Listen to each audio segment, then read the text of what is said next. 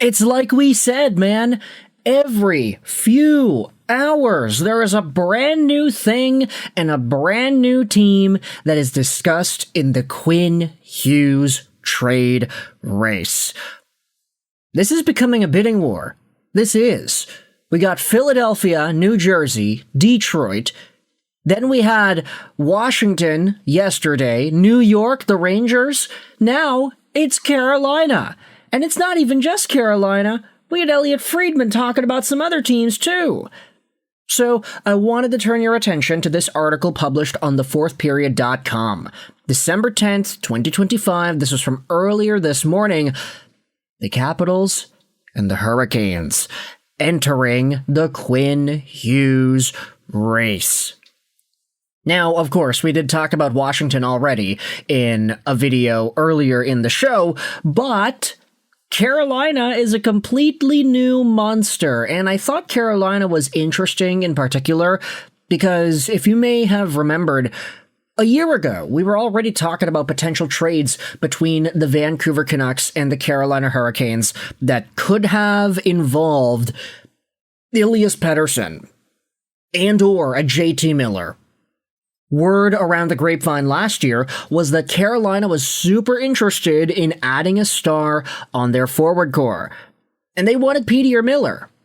They didn't get that done because instead they went with Mikko Rantanen, and that didn't last for too long because Rantanen, unfortunately, didn't really vibe with the Carolina Hurricanes and the system they were trying to play. So he ended up getting traded to Dallas. Well, seems like now Quinn Hughes could be the latest on Carolina's chopping block, as indicated by David Pagnotta on the fourth period. As the Vancouver Canucks continue to draw interest from clubs over superstar defenseman Quinn Hughes, additional teams are starting to pop up as potential suitors for Vancouver's captain.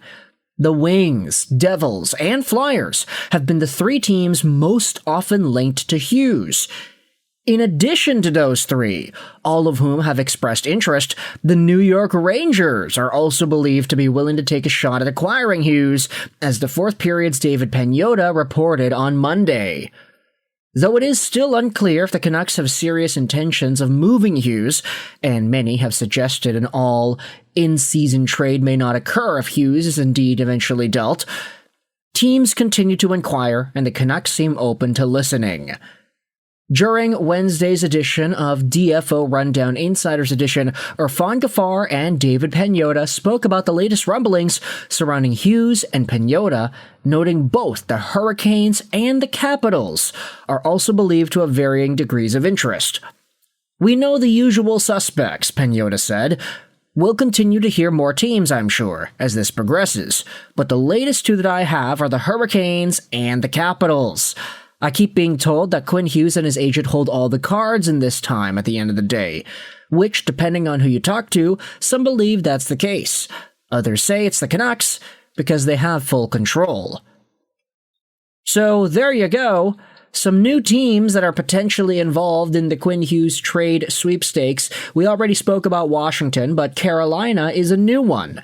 Scrolling down over here, Sportsnet's Elliotte Friedman suggested on Monday during an appearance on The Fan that Pittsburgh could be able to pull off a move for Hughes as well. Gaffar added the Canucks are going to try to maximize their return if they do end up dealing Hughes, and noted Canucks president Jim Rutherford will want to secure the highest return no matter the team. "I'm not as hesitant as you are over a trade occurring mid-season," Gaffar said. "I just think that when there's a lot more smoke to things, there's a little bit more of a chance for a big fire."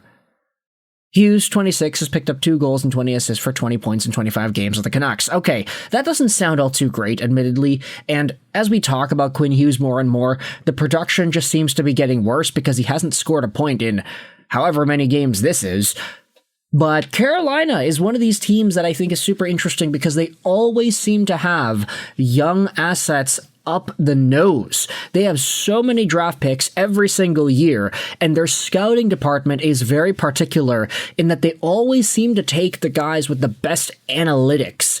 Out of all the guys that are available in the draft, Carolina always walks away with so many of the good ones.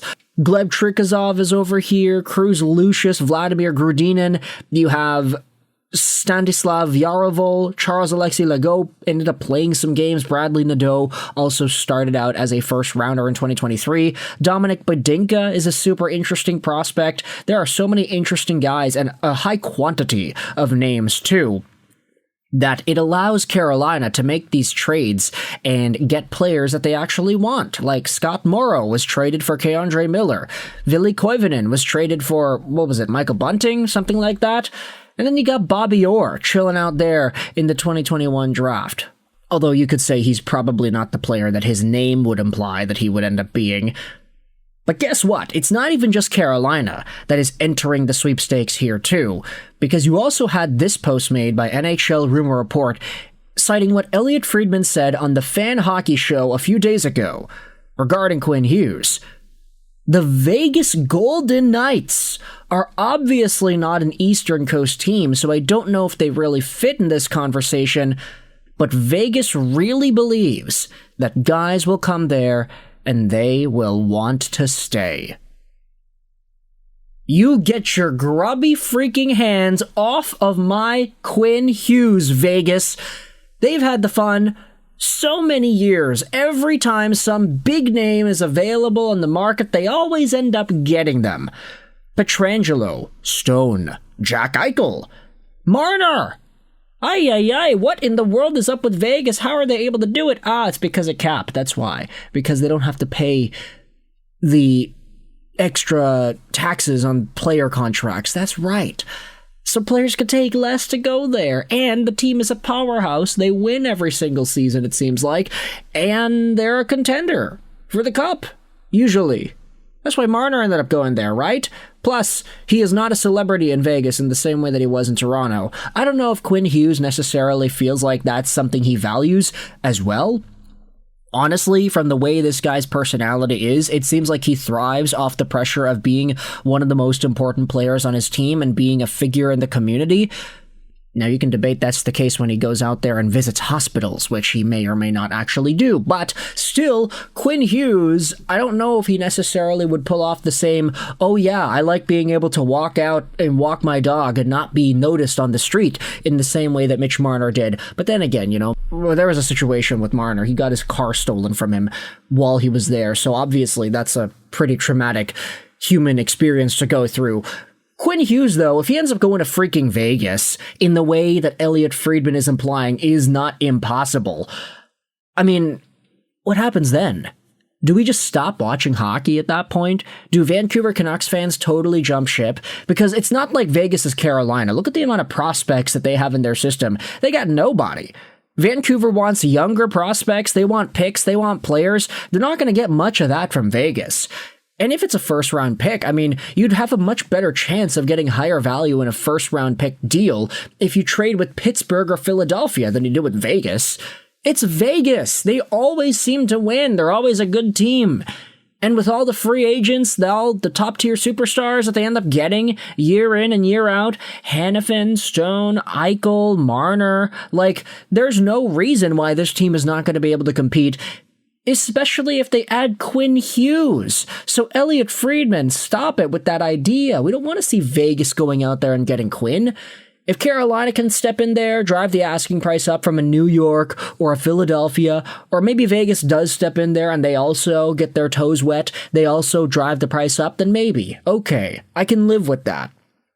But if Quinn gets traded to freaking Vegas, just total yuck.